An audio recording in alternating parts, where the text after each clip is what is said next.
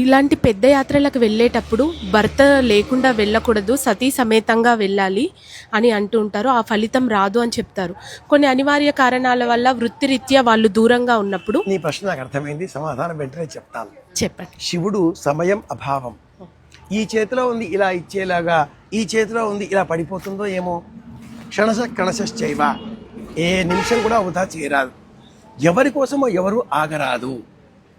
ఆయన వస్తాడు, నేను కదులుతాను. తుకారాం సినిమా చూసారా? భక్త తుకారాం కోసం చివరలో వైకుంఠం నుంచి విమానమే వచ్చేస్తే ఆయన వెళ్ళాడు, కూర్చున్నాడు. ఆవిడ ఆయన ఖాతలు ఎక్కడో గిన్నెలు గడుగుతోంది. ఉండండి నేను వస్తాను అంది. ఆవిడ వచ్చేవరికి ఈ విమానం ఆగదు.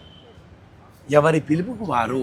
లోకంలో భార్యాభర్త ఎప్పుడూ ఒకేసారి మరణించరు, ఒకరి ముందు ఒకరి తర్వాత. మిగిలిన వారు పోయిన వారి జ్ఞాపకాలతో బ్రతుకుతారు. కనుక ఇలా ఒక్కొక్కరు కూడా వెళ్ళవచ్చు. ఆ సమయంలో భర్త కండువా వెంట పెట్టుకోవడం, ఇల్లాలి బ్లౌజ్ వెంట పెట్టుకోవడం, వారికి సంబంధించిన వస్తువులు వెంట పెట్టుకొని మనం యాత్ర చేయవచ్చు. నిర్విఘ్నంగా యాత్ర పూర్తి చేయాలి. భార్యాభర్తలలో ఏ ఒక్కరు విడివిడి కారు. శివుడు అంటే పార్వతి సగం ఉంటాడు, పార్వతి అంటే సగం శివుడు ఉండి తీరాలి. వాక్కు అర్థం కదా. భౌతికంగా ఒకరు అవకాశం దొరికింది, యాత్ర వెళ్ళొచ్చు, ఏ అనుమానము అక్కరలేదు.